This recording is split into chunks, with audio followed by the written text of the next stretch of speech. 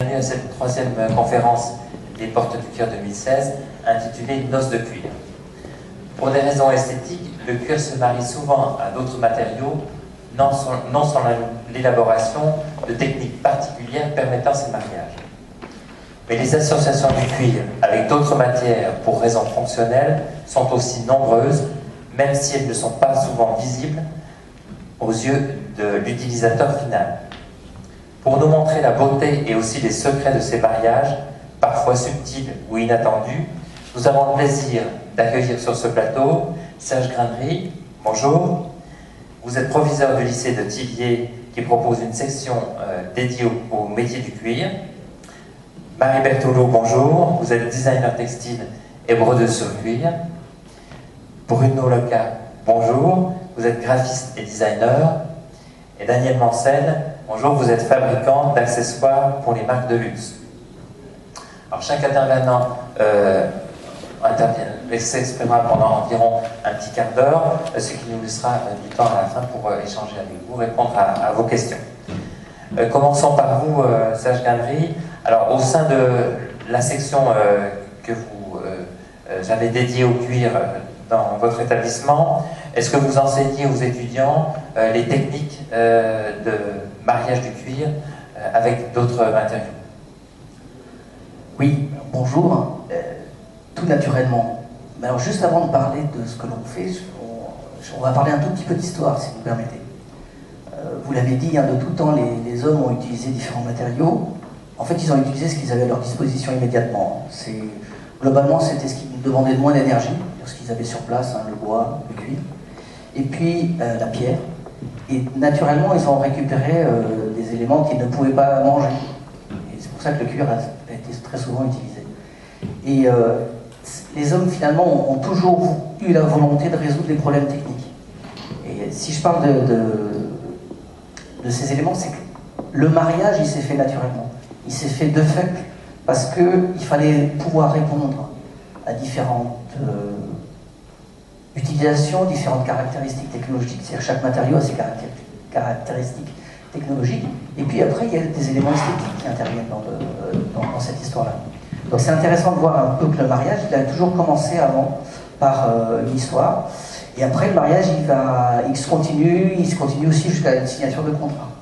Donc si vous voulez, je vais vous donner, dans le cadre du mariage, qui est toujours une association de circonstances et de compétences, je vais vous donner un exemple. C'est l'histoire de la charnière. Alors la charnière, je sais que c'est pas très glamour comme cadeau de mariage. Enfin bon, on va parler de la charnière des objets. Quand vous voulez protéger des objets, vous avez besoin d'un contenant. Vous protégez vos trésors, très souvent dans un contenant. C'est un coffre, une caisse. Alors on peut utiliser un matériau qui est très simple, c'est la pierre. C'est très solide, mais c'est quand même difficilement transportable. Donc qu'est-ce qu'on utilise? Souvent on utilise du bois. Alors pour créer une caisse, c'est pas très compliqué. Vous mettez un contenant, vous mettez un couvercle. Sauf que la difficulté qui intervient immédiatement, vous l'imaginez tout de suite, c'est quand vous voulez accéder dans la caisse, vous devez ouvrir le couvercle. Vous devez manipuler un objet entre le contenant et donc cet objet qui est couvert. La solution la plus solide, prenez du métal, vous en faites une charnière, et vous avez la fonction qui est assurée. Sauf que, et vous l'imaginez tout de suite, marteler ou fabriquer quelque chose en métal demande des compétences qui sont énormes. Donc le plus simple, c'est d'utiliser des matériaux souples qui existaient et qui étaient disponibles, c'était le cuir. Et donc la première charnière, et donc la première association qui apparaît très naturellement, c'est d'utiliser du cuir avec du bois. Et vous avez un coffre, et donc vous mélangez à chaque fois une réponse très fonctionnelle, c'est-à-dire que vous avez un objet pour protéger vos trésors. Vous avez une réponse qui est technique, c'est-à-dire une fois que vous avez le bel emballage, vous répondez à une réponse immédiate, c'est ouvrir, fermer. Et ensuite, vous avez une réponse esthétique. Et là, c'est celle qui va nous intéresser aussi le plus souvent. Puis c'est franchement beaucoup plus rigolo dans le mariage d'avoir une fonction esthétique, une fonction simplement fonctionnelle. Cette fonction esthétique, c'est que le mariage va à la fois répondre à des contingences technologiques, mais aussi à des réponses un peu émotionnelles, un peu tactiles, en tout cas beaucoup plus plaisantes que simplement une réponse technologique. Dans le cadre de la charnière, en fait, on associe un matériau rigide qui est le bois à un matériau souple qui est le cuir, et en fait le cuir en tant que matériau souple assiste un peu le mouvement. Exactement. De la main. Au départ, il répond à un besoin technique, hein, c'est d'ouvrir, fermer et de maintenir les deux éléments ensemble. Et après, il va répondre à un deuxième élément, c'est l'élément esthétique. C'est répondre en fait à la fois au côté fonctionnel et au côté esthétique. Mais il assiste le geste. Exactement, il assiste le geste. Et c'est ça qui est intéressant dans ce mariage-là, c'est que souvent, on va créer des mariages parce qu'on a besoin de répondre à un besoin. Répondre à un besoin, excusez-moi. Vraiment, l'idée, c'est d'associer deux éléments qui ont au départ le fond parce qu'on a besoin de répondre à un besoin et qui par derrière après répondent à une esthétique. Parce que souvent, et on le voit bien, c'est quand même beaucoup plus joli d'avoir une charnière en cuir que d'avoir une charnière en métal. D'ailleurs, souvent les charnières en métal, on les cache, on les masque parce que c'est pas très très esthétique. Quelles caractéristiques ça demande au cuir d'avoir cette fonction de charnière dans un coffre ou une boîte? La caractéristique technique, c'est d'avoir ce côté souple. Alors, on ne va pas rentrer dans les techniques de tannerie ou autre pour avoir un matériau plus ou moins dur ou plus ou moins souple, mais il n'empêche qu'on voit tout de suite que l'élément qui intervient, c'est vraiment cette notion de souplesse. Cette notion de souplesse qui permet un geste répétitif sans avoir cassure et sans avoir d'usure. C'est vraiment cet élément qui a fait ce mariage-là au départ. Souplesse et solidité à la figure, parce qu'il faut que le cuir sollicité de façon répétitive tienne. Tout à fait. Et deuxième élément, c'est que c'est facile à remplacer.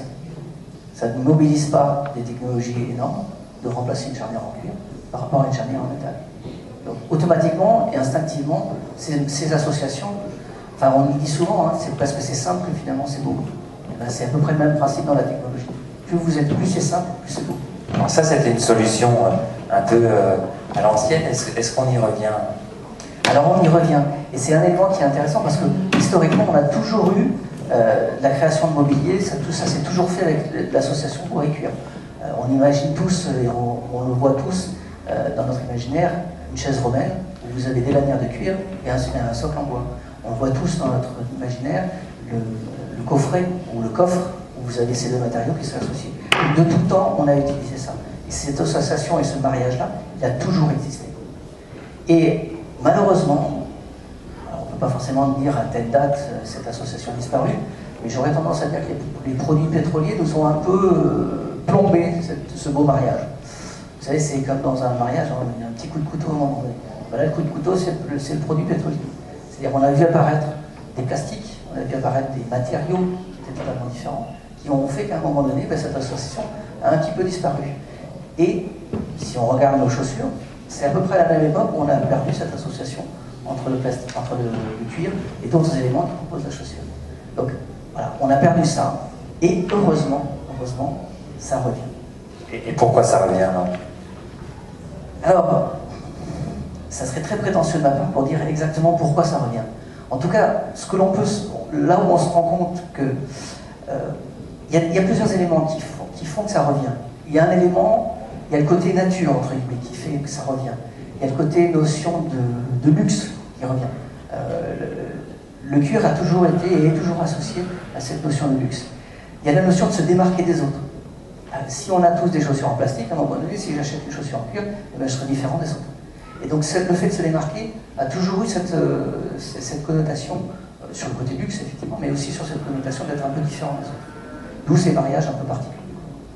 D'ailleurs, on ne se marie pas tous avec la même personne.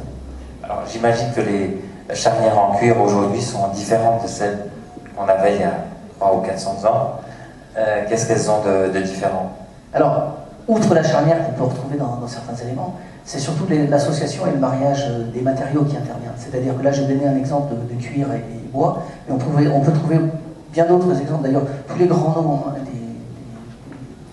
des ébénistes ont toujours utilisé des associations et des mariages un peu particuliers. Et les manufactures françaises, d'ailleurs, ont énormément joué sur ce jeu-là, entre guillemets, de l'association. Il n'empêche que maintenant, ça revient aussi parce que on se rend compte que l'objet monolithique ou l'objet qui n'est fait que d'une seule matière ne plaît pas aux gens. Un élément qui est assez important, c'est la notion de toucher, par exemple. Toucher du bois ou toucher du métal, à pas forcément quelque chose de... C'est pas toujours très agréable. Donc le fait de rajouter du cuir, de rajouter un autre élément, permet à un moment donné ce toucher tactile, c'est un petit peu différent. Et les deux touchés se renforcent en fait. Quand on touche du bois, après avoir touché du cuir, ça donne une autre sensation. Exactement. Et inversement. Exactement. Et là, je reviens à votre première question par rapport à ça, c'est que derrière cette association et ce mariage, il faut former des gens pour le faire. Voilà. Alors j'allais y venir justement. Comment ces associations sont-elles perçues par vos étudiants? Alors mes étudiants, comme tous les étudiants d'ailleurs, ils commencent toujours par une première compétence. C'est-à-dire on fait toujours un premier mariage, c'est-à-dire on va se marier avec un premier matériau. Alors, on va commencer par du bois, on va commencer par de la pierre, on va commencer par du cuir, on va commencer par de la porcelaine. Tout ce premier mariage commence toujours et débute toujours par un premier matériau. On appelle ça les premiers amours aussi, sur le principe. Et donc à partir de ce premier mariage, on va recomposer, on va étendre, je dirais, le mariage. Je ne parle pas de polygamie dans ces cas-là, je vous rassure, on reste très, très posé. On va étendre les compétences que l'on a, on va agrandir finalement ces compétences pour arriver à des éléments très pragmatiques en disant, tant qu'à faire, autant maîtriser la totalité de la fabrication et autant maîtriser finalement à la fois un premier matériau et un deuxième matériau. Et donc l'idée c'est quoi? C'est derrière, c'est de former des jeunes dans une première compétence au départ. Alors moi c'est un peu ce que je vis au lycée Porte d'Aquitaine-Nativier, c'est la première compétence que l'on a eue dans l'établissement et on a été reconnu comme ça par le bois. On avait des formations en ébénisterie, en marqueterie, en tournage. Et puis ces métiers-là ont fait qu'à un moment donné la région avait des besoins de locaux, avait besoin d'expertise en termes artistiques et s'est positionnée en disant voilà, pourquoi est-ce que dans un établissement artistique on ne va pas pouvoir positionner aussi un pôle d'excellence en cuir. Et donc ce mariage, il s'est fait un peu naturellement, c'est-à-dire que les locaux ont arrivé, les enseignants ont commencé à travailler en synergie et en compétences, et naturellement, on commence à avoir des jeunes qui ont commencé une première formation en bois, vont continuer une formation en cuir. Très bien. Et est-ce que, du coup, ça a changé un petit peu le contenu de l'enseignement? Est-ce que, du coup, vous êtes amené à aborder des techniques particulières qui font qu'on peut associer le cuir à d'autres matériaux? Alors, paradoxalement, les techniques sont relativement communes. C'est-à-dire que la préparation des supports, le collage et les finitions s'apparentent. Ce n'est pas les mêmes matériaux, ce n'est pas les mêmes gestes professionnels. Mais il n'empêche que ça reste quand même des éléments à peu près identiques. Par contre, derrière, il y a des différences qui font qu'à un moment donné, quelqu'un qui a été ébéniste ne peut pas faire du cuir comme ça en se disant tout d'un coup je vais faire du cuir. C'est pas possible. Donc ça veut dire que ça nécessite une acquisition de compétences et une formation derrière. Et ça ne peut se faire que comme ça. C'est-à-dire qu'on a des autodidactes, et ça fonctionne aussi, mais n'empêche que ce n'est pas la majorité des jeunes. Et donc derrière, ça veut dire aussi que, en termes d'embauche, les gens qui sont en compétence de faire deux activités sont souvent assez reconnus dans les métiers. Parce que ils vont, là le meilleur exemple c'est le bois et le cuir. On se rend compte que les gens qui travaillent dans l'avionique, dans les bateaux, sont en demande de produits de luxe, puisque pas du tout dans les mêmes milieux, c'est pas le meuble Ikea qu'on achète. Quand vous avez un meuble à 100 000 ou 150 000 euros qui est installé dans un avion, il répond à la même fonctionnalité, mais il n'empêche que derrière, c'est pas le même tarif. Et donc le degré de finition n'est pas le même. Donc, indirectement, vous devez former des gens à l'excellence, et vous devez les former en ayant une compétence sur le support, c'est-à-dire souvent le bois ou le composite, avec une deuxième compétence, c'est-à-dire le travail de la matière qui va être sur le support. Est-ce qu'il y a d'autres matériaux qui peuvent s'associer au cuir et que vous avez intégré dans votre enseignement? Alors, naturellement, il y a le tissu, on ne peut pas passer outre tout ce qui est matériaux souples dans le tissu. Il y a d'autres éléments qui apparaissent, parce que le bois, on connaît tous la planche, entre guillemets, ou le bois naturel qu'on voit un peu partout. Il n'empêche que le bois, ça a énormément évolué, et notamment sur ce qu'on appelle les tenues mécaniques du bois. C'est-à-dire que pour avoir un bois qui tienne et qui supporte notamment des contraintes mécaniques, on est obligé d'associer le bois naturellement avec d'autres éléments, des plastiques, des matériaux composites, des vernis ou des codes qui sont très particuliers, avec des tenues mécaniques très particulières. Et donc naturellement, on prépare les élèves à ces techniques-là particulières, et donc ils vont leur servir aussi dans le cuir. D'accord, très bien. D'autres points à ajouter, Serge? Non, n'hésitez pas si vous avez des questions.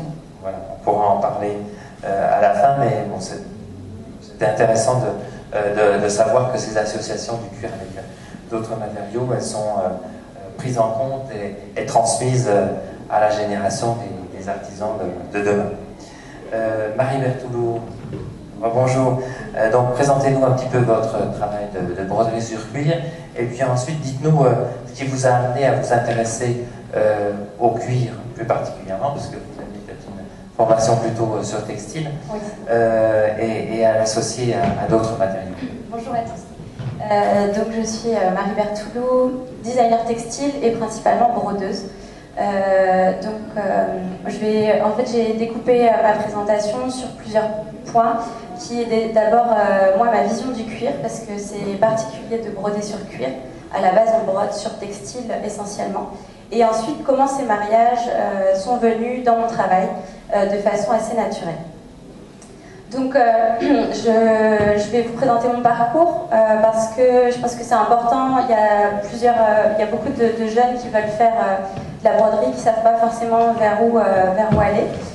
Donc, j'ai fait un BTS design de mode à Cholet, où là, on apprend vraiment le métier de styliste. Et en fait, je me suis rendu compte que c'était pas suffisant pour moi, ce métier de styliste. On travaille que la forme et pas la matière. Donc, j'avais une frustration par rapport à ça. Donc je suis allée vers un diplôme des métiers d'art broderie, donc spécialité broderie à Rochefort, qui a aussi la particularité de nous apprendre la canti. Donc la canti, c'est tout ce qui va être broderie or, galonnage de la marine. Donc ce qu'on apprend, c'est les techniques traditionnelles, mais en les rendant contemporaines.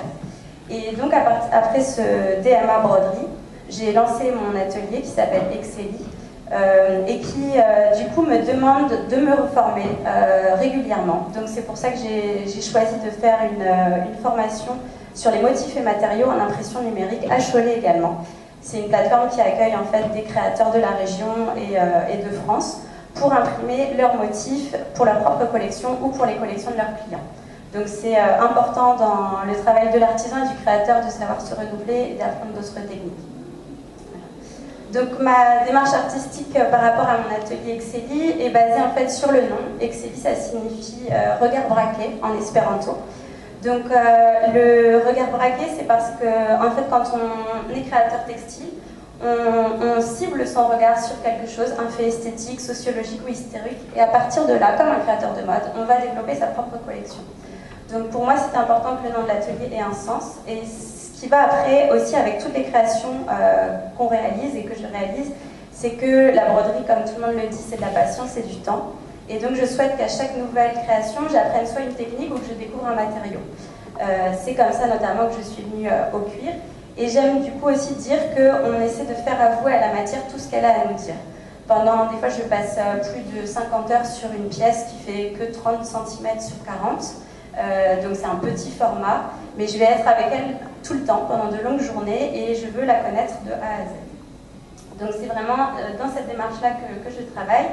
Et je vais travailler avec des créateurs émergents, donc c'est-à-dire des créateurs on est à petite échelle comme moi, donc on arrive à bien se comprendre parce qu'on est seul à travailler ou associé à quelques personnes uniquement. Dans le milieu de la mode, beaucoup l'accessoire. La broderie, elle se développe beaucoup dans l'accessoire, l'habitat, l'art, et donc on est en gamme, vous vous en doutez, je pense, haut de gamme et luxe, parce qu'on est en travail main. Et on est également sur de la conception en pièces uniques et petites séries. Voilà. Donc ma vision des noces du cuir, elle est déjà très simple, c'est que le travail de brodeur, c'est un mariage obligatoire entre une matière d'œuvre, c'est-à-dire le tissu, et les fournitures qui sont dessus. Donc on est tout le temps en union entre des matières pour donner un résultat, une illustration graphique. Ces associations, moi je les travaille de façon naturelle et instinctive, c'est-à-dire que par coup de cœur, quand je rencontre un textile, un cuir, une matière, associée à une perle ou un bois ou un émail, je vais décider, parce que ça résonne bien ensemble, de les associer. Donc la valorisation du cuir, elle est venue, et vous le verrez après, par le choix de matériaux insoupçonnés qui ne sont pas normalement utilisés, qui vont être notamment le métal et le papier. Et également, le mariage du cuir, pour moi, signifie le travail avec d'autres corps de métier, parce qu'on travaille les artisans de façon très, très isolée. Et le cuir, c'est je pense, une des filières où il y a le plus de métiers différents. Donc pour moi, il était important de travailler avec d'autres artisans. Donc tout d'abord, après 2-3 ans de travail en textile, de broderie sur textile, j'ai décidé de travailler le cuir. Pour ses contraintes tout d'abord, parce qu'en fait le textile c'est très facile, on va dire, de le percer, de le travailler. On peut en faire un petit peu ce qu'on veut, alors que le cuir, au contraire, on peut se blesser. Moi, je travaille souvent en me bandant les mains quand je travaille le cuir, parce que des fois on dérape et on peut avoir l'aiguille qui rentre dans le doigt.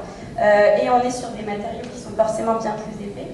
Il y a autrement une autre contrainte que je trouve très intéressante, c'est la propriété indélébile, c'est-à-dire que le cuir, une fois qu'on l'a percé, la trace reste. Alors qu'en textile, on va pouvoir toujours effacer ce trou, donc défaire sa broderie pour la recommencer.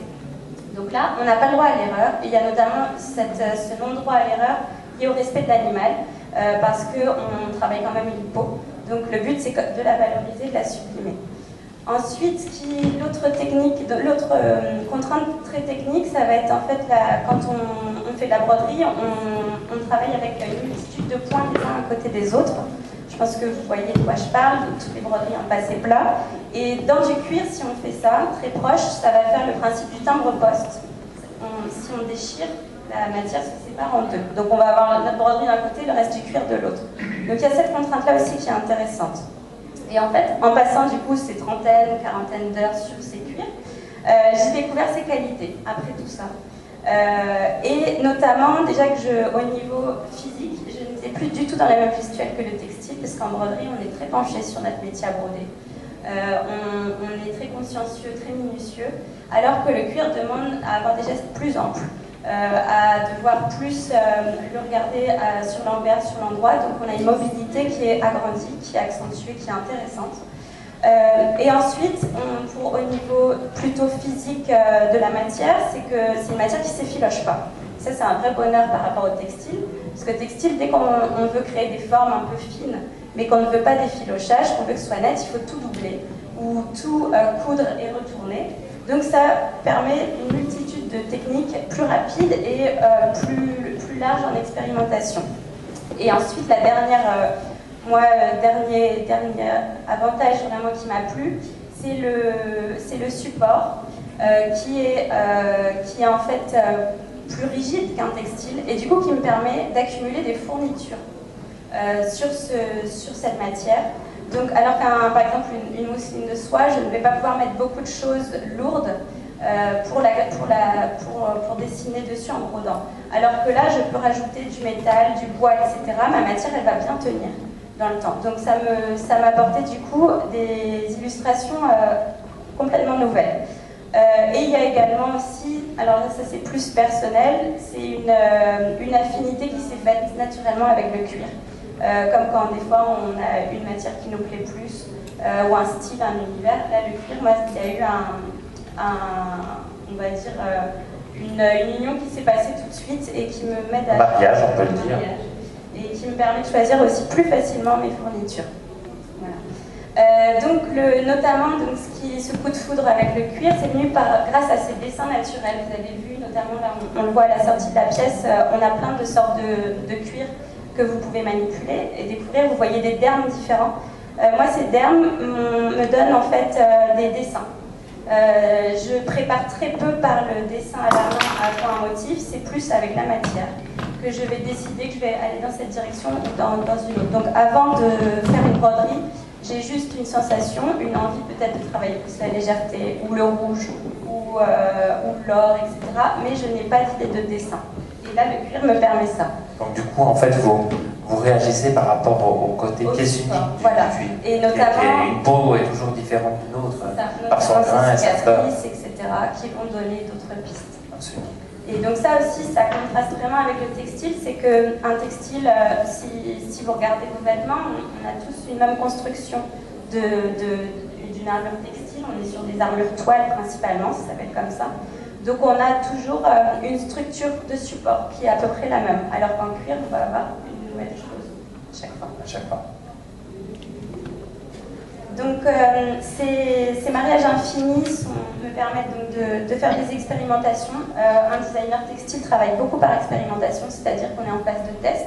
On fait vraiment de la cuisine. Le cuir, moi, m'a permis de faire des délapages, des tie and dye. Donc les tie and dye, c'est nouer la matière et la plonger dans une teinture. Mais là, moi, j'ai fait des tie and dye au contraire en les plongeant dans de l'eau de javel bouillante.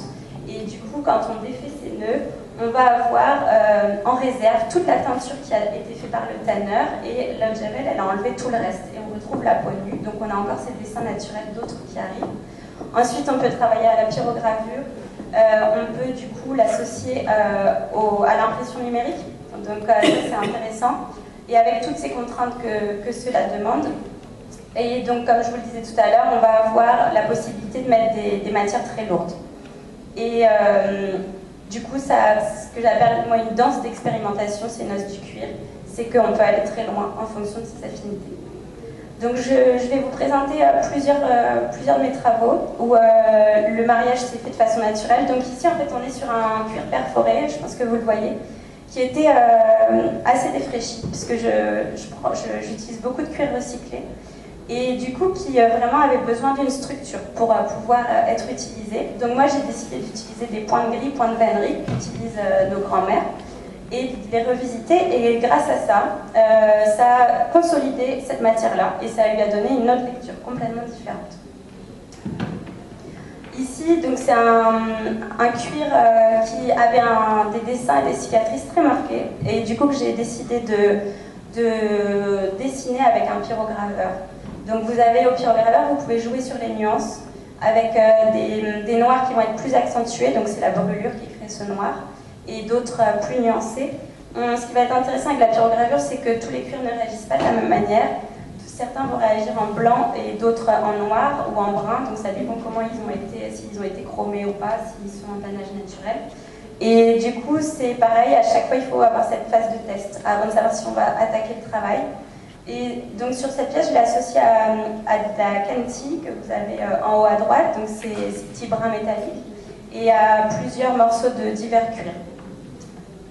Vous avez redessiné un peu une sorte de paysage abstrait avec ta pyrographie. Exactement. Donc dans la pièce Acte, c'est pareil, on a toujours une base en pyrogravure, parce que bon, chacun travaille différemment, mais c'est vrai que souvent quand on se lance dans une expérimentation, on en fait plusieurs à la suite. Et là, c'est là où j'ai vraiment expérimenté le poids sur la matière. Donc ce sont des copeaux de métal récupérés dans une usine qui fabrique des pièces pour l'agriculture, pardon. Donc c'est des serpentins métalliques qui sont découpés, qui sont brodés. Vous avez des coques de bateaux, puisque je suis originaire de Brest, donc ça vient de Brest. Et des écorces de châtaignier. Donc je les pose pas brutes, ils sont vernis. Je les choisis avec attention, et ensuite ils sont brodés. Il y a aussi la contrainte de ce fil qui va se casser avec le temps, donc il faut qu'on ait un fil résistant, peut-être rebroder des fois, ça m'arrive de rebroder la broderie après 2-3 ans d'exposition, puisque ça s'use, voilà. Et là le cuir tient très bien. Donc là au contraire, c'était tout le contraire. Je voulais, puisque ce cuir est très rigide, le but c'était que je voulais rendre le cuir modulable, et léger. Donc du coup, je l'ai fragmenté, j'ai coupé en morceaux, je l'ai mis dans de l'eau bouillante, ce qui a fait recroqueviller chaque carré. Et ensuite, c'est brodé sur du polyester, du voile de polyester teint. Ce qui permet du coup, quand on touche la matière, ça fait comme une coquille d'œuf qui évolue. Et on n'a plus ce matériau très lourd. Au contraire, ils sont volatiles. Donc là, vous avez l'impression numérique pour la pièce diffraction. Donc c'est parti d'une gaze de soie. La gaze de soie, c'est une matière extrêmement légère, très belle, blanche, que j'ai réalisé un tie and dye de teinture, que j'ai ensuite scanné. Et ce scannage, je l'ai reproduit en impression numérique sur un nubuck du coup blanc, et ensuite rebrodé. Et donc ce voile de gaze de soie, il possède des perles magnétiques dessus, ainsi que le cuir. Du coup, l'observateur peut jouer avec ce voile, le poser ou pas comme il le veut, et on multiplie comme ça le motif.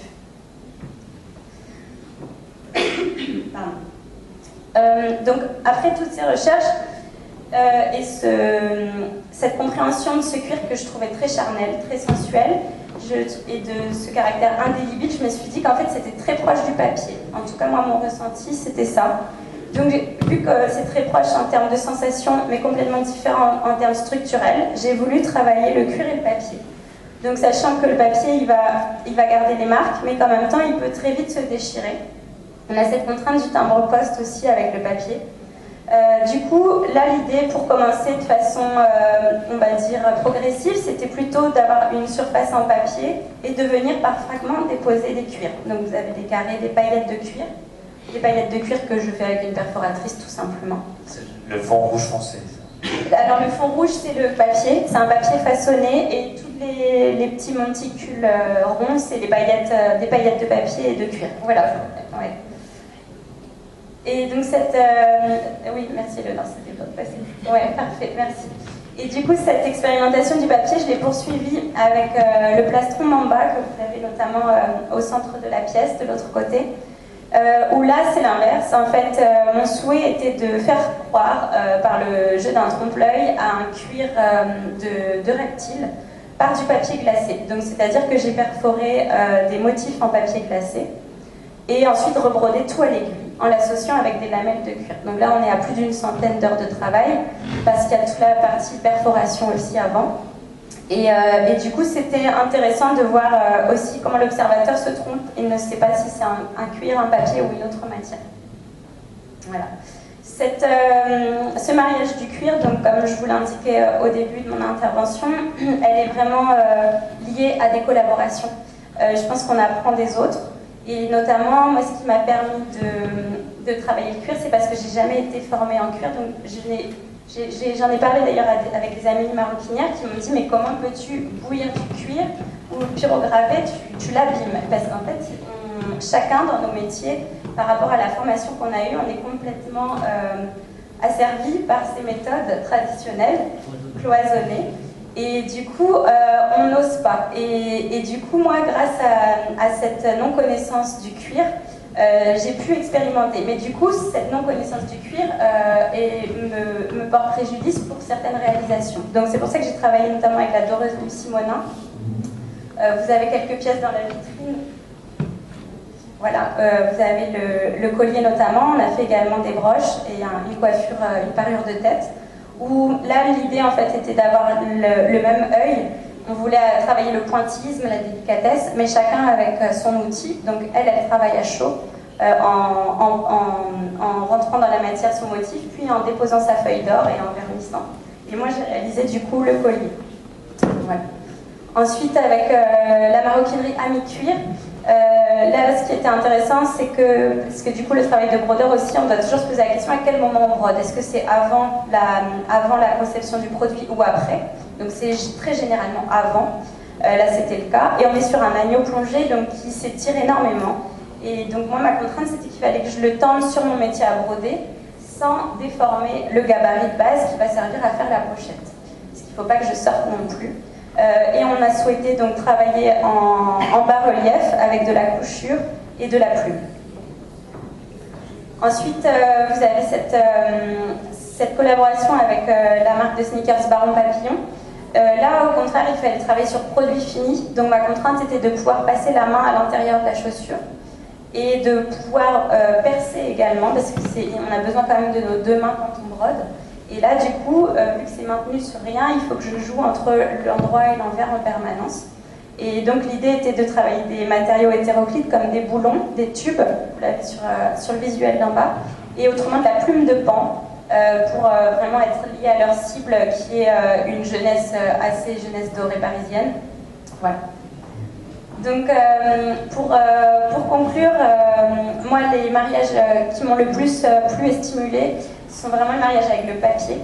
C'est ce qui va donner vraiment cette contrainte de densité, et on doit toujours bien doser son geste pour ne pas soit abîmer le papier et en même temps pouvoir la poser sur le cuir. Les deux doivent avoir leur place. L'un ne doit pas écraser l'autre. Et ensuite, les pistes envisagées par la suite, moi, ça serait de travailler le parchemin et le pécari notamment. Mais après, au fil des rencontres, on verra ce qui s'y passe. Merci pour votre attention. Merci Marie, et bravo pour votre beau travail qui est très expérimental et très enrichissant.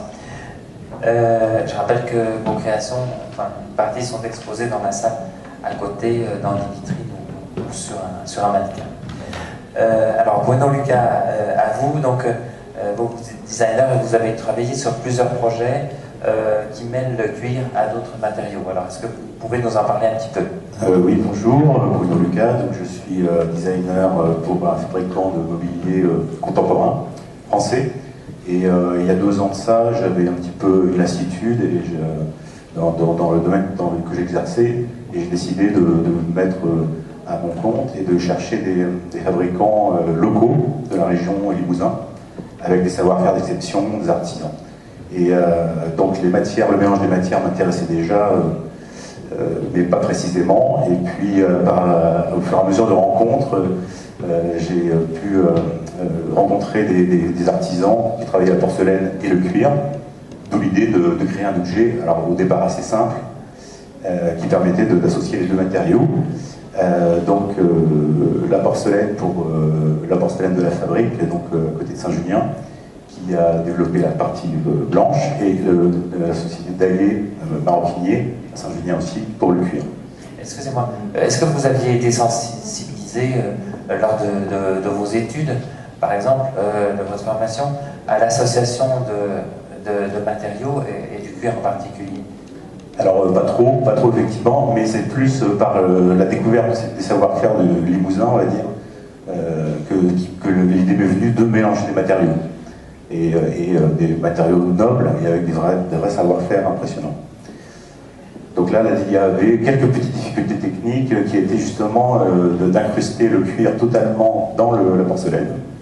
Ce qui était un peu complexe au niveau de la rétraction de la porcelaine pour que les cotes, qu'on puisse conserver les cotes et qui est réellement un rendu le plus parfait possible. Alors là, on réalise le contenant en biscuit, c'est ça, auparavant. Et puis ensuite, on vient placer le cuir, c'est ça? Oui, c'est ça. Donc là, c'est une finition biscuit. Volontairement, on pensait que cette finition était plus actuelle, plus contemporaine. Et même au niveau du mariage avec le cuir, qui a un aspect quand même un petit peu mat, parce que c'est un cuir végétal, on avait une finition qui se mariait de façon satisfaisante. Et les rubans de cuir sont coupés ensuite à la dimension et viennent être placés dans... Oui, sont incrustés dans le retrait de la porcelaine, et avec une finition couture sellier, donc qui donne une petite finition. On a une sangle qui vient se décrocher, qui permet de pouvoir accrocher l'objet avec diverses utilisations dans la maison. Et les rubans de cuir, là, les bandes de cuir sont collées elles sont collées à la porcelaine? Par exemple. D'accord. Voilà pour ce premier projet. Après, dans le mariage, donc là c'est le châtaignier qu'on retrouve donc comme bois assez présent dans Limousin. Et là c'est une collaboration avec une société qui s'appelle Enkido, qui est pas loin d'ici d'ailleurs. Et toujours c'est le maroquinier de Daguet Saint-Julien. C'est un paravent, hein? Alors c'est un brise-vue, oui. De quelle dimension? Il mesure 1m20 par 1m30 de hauteur, à peu près, un petit peu moins. Et là, c'était une sorte de cloison. C'était une commande. En fait, c'était une commande pour une salle de travail Esther Technopole à Limoges. Donc la contrainte était d'associer le châtaignier et le cuir sans... c'était la carte blanche après.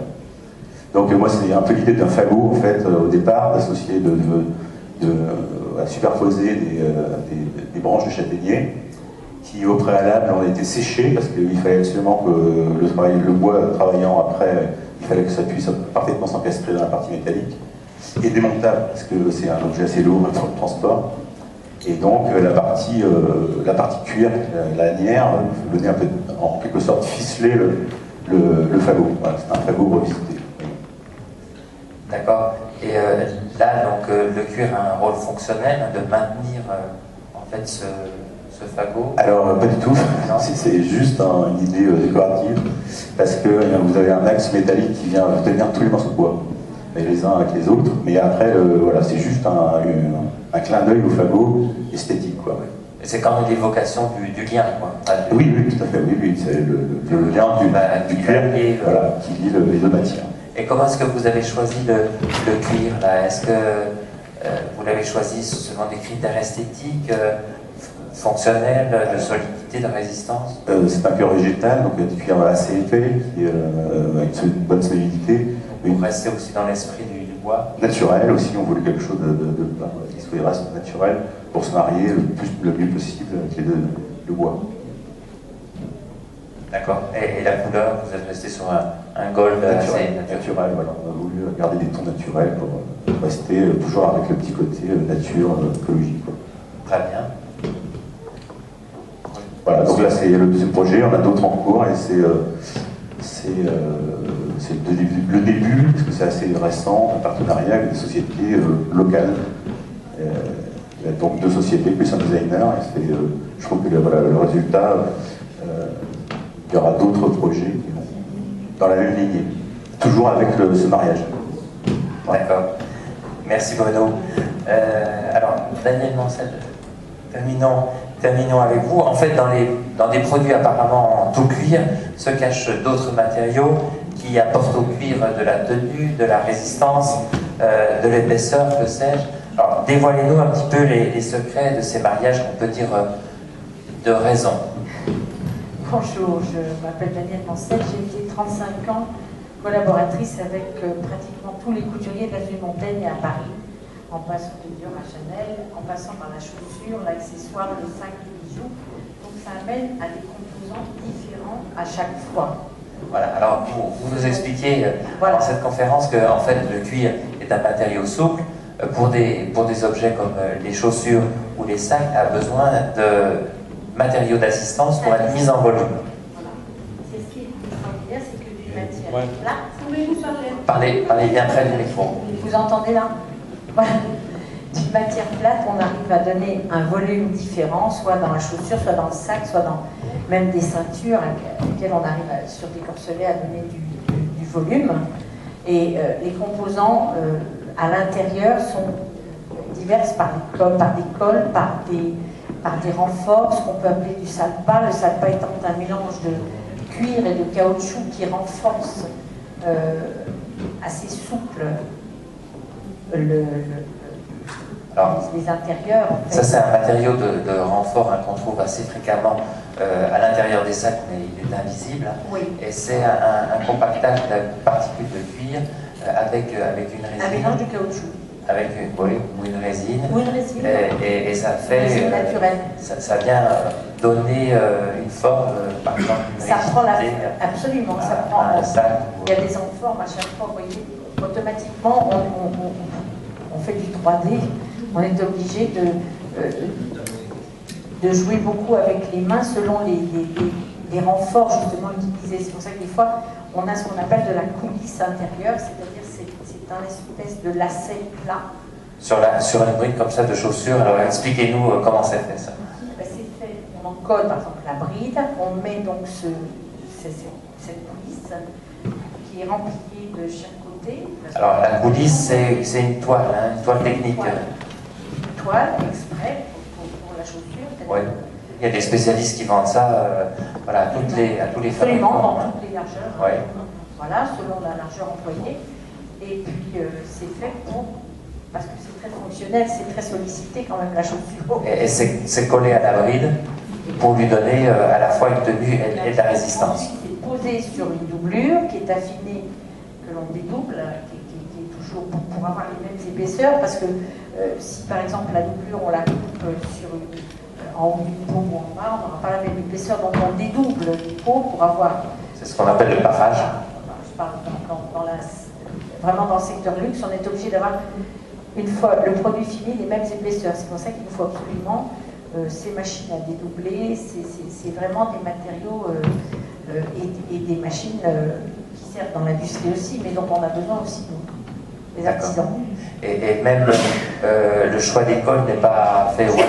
C'est très différent selon les matières. Là, par exemple, on a travaillé ça, j'ai travaillé, là, il y a un contrefort. Donc ça, c'est une chaussure qui est en veau. Voilà, c'est une chaussure en veau. Et la tige, donc la partie montante qui descend jusque sur le bout de pied, est entoilée. Elle n'est pas entoilée, elle est collée avec une doublure chèvre pour avoir cette tenue. Il n'y a pas besoin de toile parce que ça nous enlèverait Le veau est suffisamment rigide pour garder... La doublure est assez en forme pour que ça ait cette tenue sans avoir qu'on garde de la mollesse. Donc selon les matériaux employés, voilà, il y a un problème de colle et un problème de doublure de peau. À l'arrière, par exemple, on a mis là, c'est du python ou du whips, je sais plus bien, je ne peux pas dire, je ne me rappelle plus. On dirait du serpent d'eau. Voilà, c'est le serpent d'eau, ça, ouais. Et donc ça, c'est renforcé avec la fermeture au Parce que ça, c'est un cuir très fin, par contre. Voilà, ça, c'est renforcé. Mais il ne faut absolument pas que, ben voilà, rien ne se voit. C'est invisible. De même que la brique de vent est en veau verni, ça, automatiquement, c'est beaucoup moins renforcé parce que c'est déjà plus rigide. D'accord. Donc ça, c'est juste doublé. Une petite coulisse. Ah, une petite coulisse quand même. Pas que ça se déforme trop, parce que c'est juste à l'avant du pied. Et avec une doublure, la doublure affinée. Les coulisses, en général, c'est des toiles techniques, des toiles polyester. C'est très plat. Voilà. Et un peu transparent, enfin, c'est... Alors, ça dépend. On les voit jamais dans le bouquin, mais en fait, c'est il y en a dans les chaussures à bruit, par exemple. Tout ce qui est sandales, tout ce qui est... Même là, tous les bords des chaussures, on est obligé, parce que là, c'est de l'artisanat, donc tout est remplié à la main.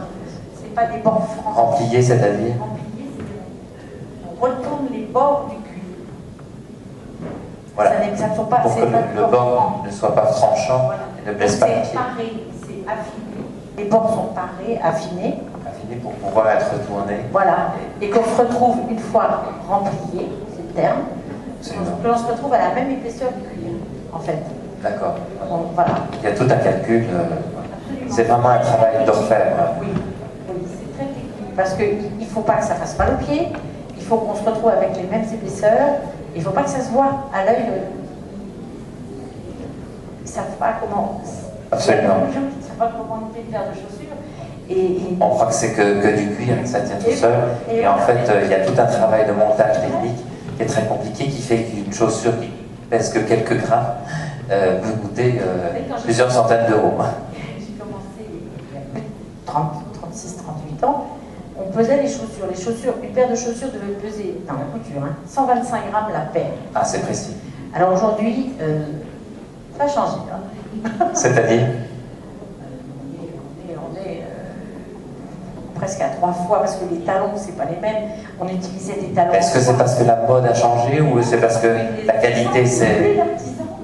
D'accord. Il n'y a plus d'artisans. On travaillait des talons en bois. C'est-à-dire que le bois devait être très très léger. Donc aujourd'hui, c'est des talons plastiques recouverts. Donc il y a le poids de la colle, il y a le poids du plastique, parce que même s'ils sont creusés à l'intérieur, c'est lourd. Donc on se retrouve sur des... Ça n'a pas... C'est très luxe, mais on est obligé de s'adapter à... Voilà, il y a beaucoup d'artisans qui n'existent plus, donc on fait ça. Là, c'est le style qui s'est adapté au savoir-faire. Complètement. Ou au non-savoir-faire, plus exactement. On manque. Oui. Ah, un petit commentaire sur cette chaussure qui est magnifique avec une incrustation. Alors, cette chaussure, elle est en bimatière, mat et brillant, elle est en veau verni et en veau, mat. C'est pareil, tout ce qui vient, le beige, je crois, vient sur le foncé, et c'est pareil, c'est coulissé, remplié pour qu'il n'y ait pas de... pour que ça ne bouge pas, que la fonctionnalité en marchant, que rien ne se déforme, et tout en gardant la souplesse.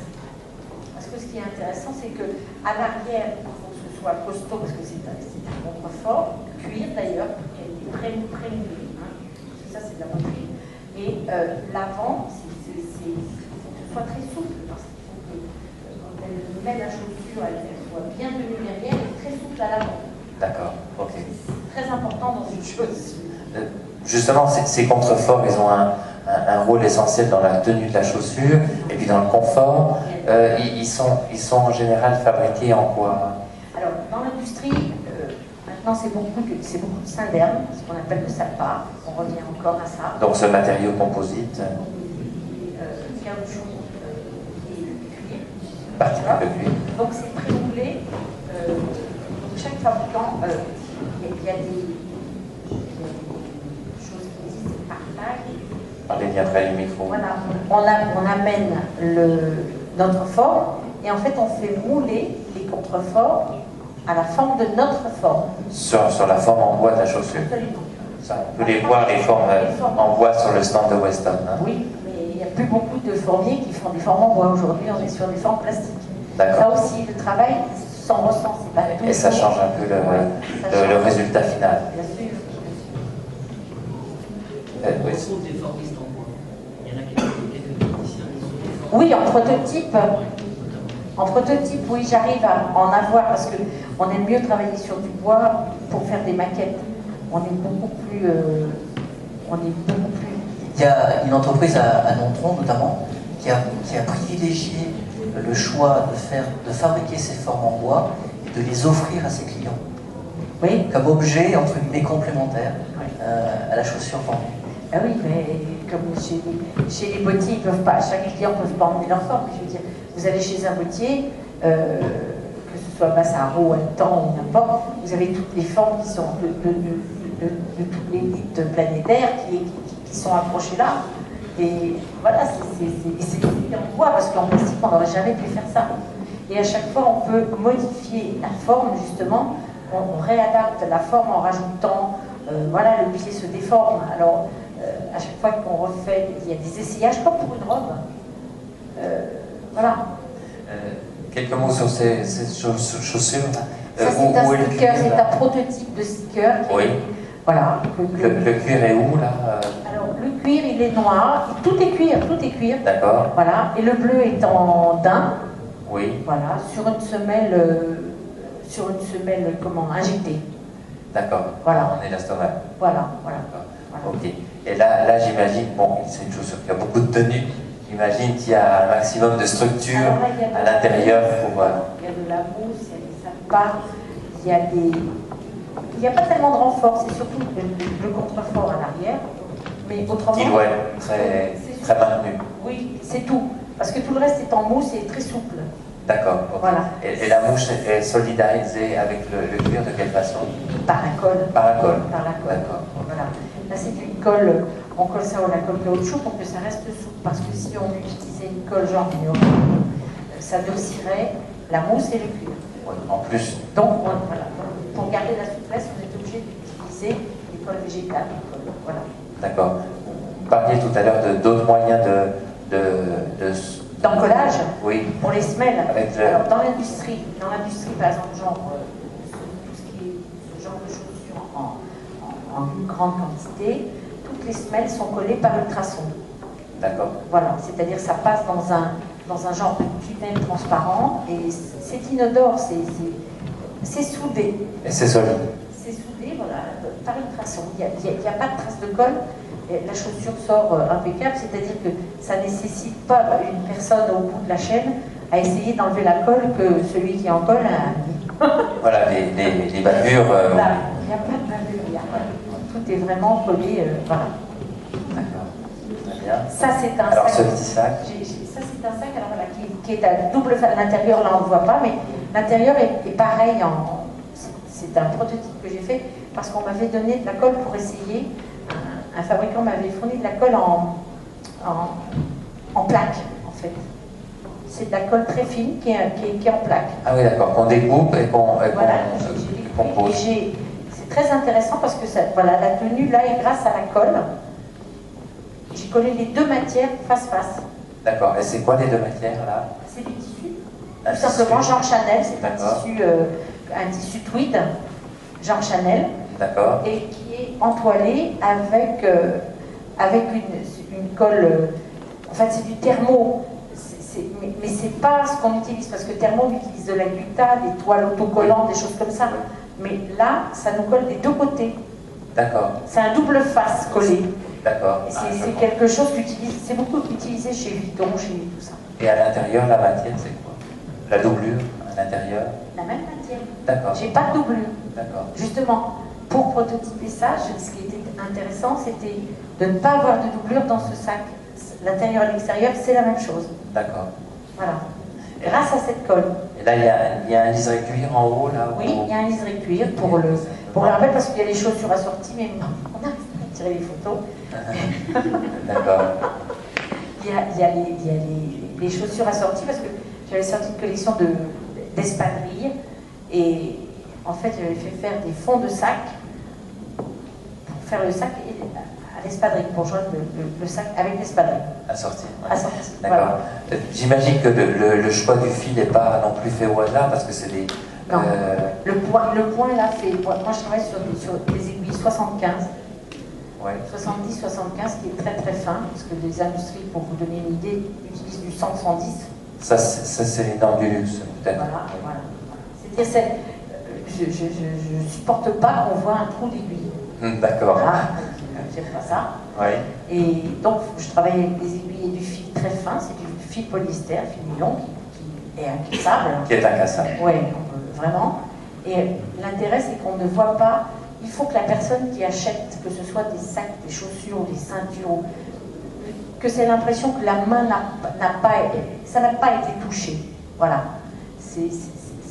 Le but du luxe, c'est ça. Le miracle. Oui, c'est ça. C'est ça. C'est pour ça que c'est cher. Et dans les anses, là. Alors l'anse, ça, c'est du jonc, c'est du demi-jonc caoutchouc. D'accord. Que des matières naturelles. Hein. Oui. Je n'utilise pas tellement de. Voilà. Et qui est recouvert de cuir de la même couleur. Donc j'ai affiné le cuir pour enrober ce demi-jonc. Et c'est invisible. Collé ou juste cousu? Collé et piqué. D'accord. Collé et piqué. Voilà. C'est pareil, j'ai travaillé du croco sur l'espadrille. Ce que j'ai voulu mélanger, mais il n'y a pas les photos là. J'ai voulu mélanger l'espadrille qui est un matériau ordinaire, on va dire, c'est très commun. Un peu rustique. Voilà. Ouais. Voilà. Et j'ai fait une collection en croco, ce qui donne quelque chose de valeur. En plus, j'ai un fabricant qui m'a fourni c'est très rare, des semelles en corde de lin. En corde de lin. Voilà. Et ça, c'est magnifique parce que ça empêche de transpirer. Voilà. C'est l'intérêt du lin. Et c'est plus doux, peut-être, moins. Absolument, absolument. Parce que le chanvre, c'est quand même un peu rêche. C'est pour ça que moi, je mets une première de propreté dedans parce que ça, j'aime pas cette impression c'est rêche. Je mets une première de propreté en agneau, tandis que dans le lin, on est vraiment directement en contact avec la matière. Ça n'a rien à voir. Et le fil de couture, là, parce que vous montriez des espadrilles également en beau velours, c'est des fils. C'est pareil, c'est les mêmes fils. Je ne change pas, que ce soit. Je travaille toujours sur des épaisseurs. Chaussures finies, on est à 1 mm, 1 mm 2 d'épaisseur. Il n'y a que dans l'homme où on est obligé d'être un petit peu plus épais parce que c'est pas la même chose. Les hommes sont moins soigneux. Mais pour la femme, il faut que fini, on arrive à 1 mm, 1 mm 2 d'épaisseur. On a la souplesse à cette épaisseur-là. Très bien. Merci beaucoup pour toutes ces explications, ces éclaircissements sur des choses qu'on ne soupçonne pas à l'intérieur des produits qu'on achète et puis qu'on trouve peut-être des fois un petit peu cher. Mais il y a des explications parce qu'il y a des heures de travail, il y a beaucoup de compétences, de techniques, de suivi du progrès. À ce niveau, ça ne vient pas tout seul. Hein. Ça demande de la connaissance, ça c'est sûr. De la pratique. De l'expérience et de la formation. Voilà.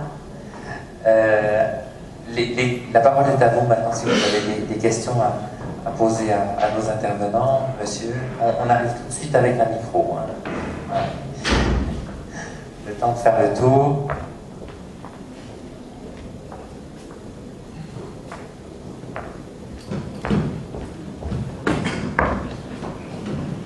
J'ai une question pour Monsieur le Proviseur.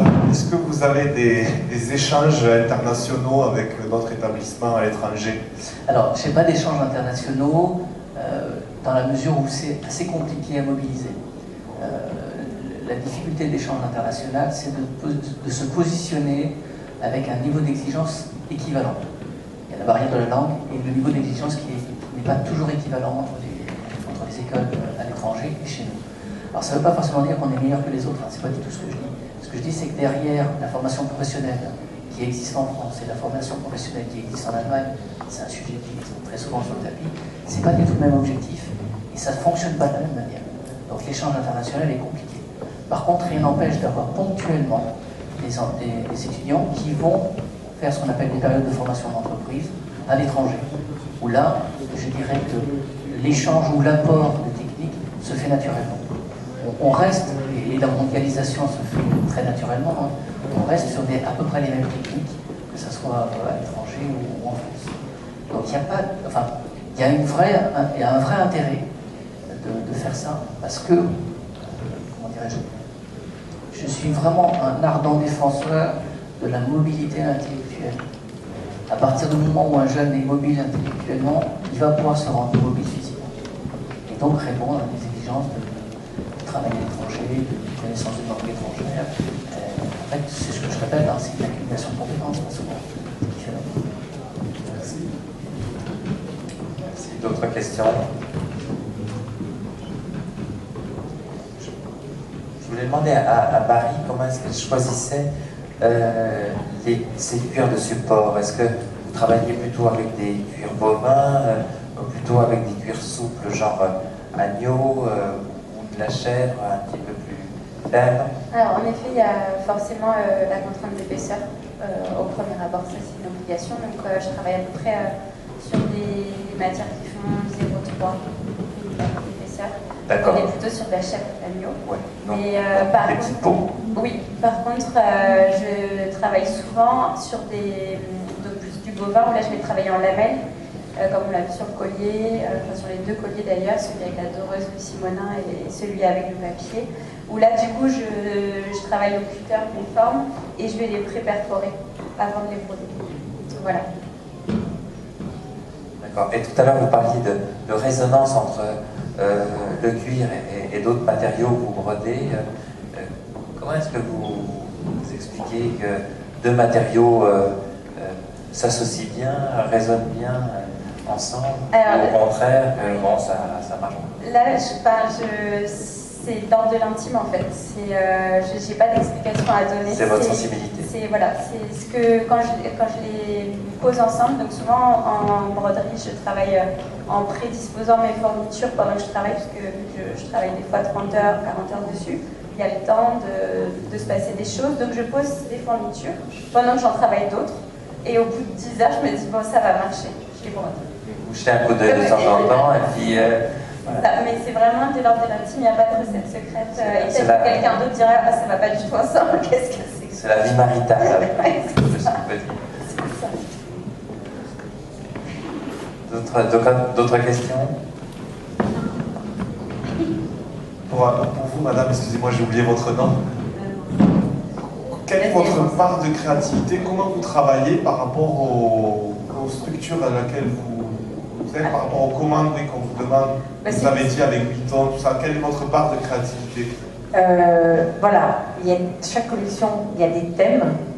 Donc avec des confettis de tissu, on leur soumet, par exemple pour des chaussures, je vais sortir une collection, je vais sortir 10 pieds par exemple, ils vont choisir, et comme après on compose à partir de ce que j'amène, on recompose on modifie on fait des mélanges, voilà. Et j'ai toujours travaillé avec tous les studios en fait de chaque maison de couture. Est-ce qu'il vous donne un brief en fonction du thème de la collection, oui, de la saison? Avec les tissus. Voilà, c'est par thème. Donc évidemment, il faut du jus de crâne et il faut amener. On est tenu alors par la hauteur de talon, la forme. Ça, je vois avec eux et je leur soumets les protos. D'accord. Et après, on mélange les matières, les idées, ça, on va le mettre là, celui-là, on va le mettre là, et on arrive à composer, mais... Il vous donne un cadre et ensuite, vous imaginez ce que vous pouvez faire à partir des éléments qui vous imposent. Exactement, oui. Ouais. Très bien. Ouais. Merci. Je vous en prie. D'autres questions?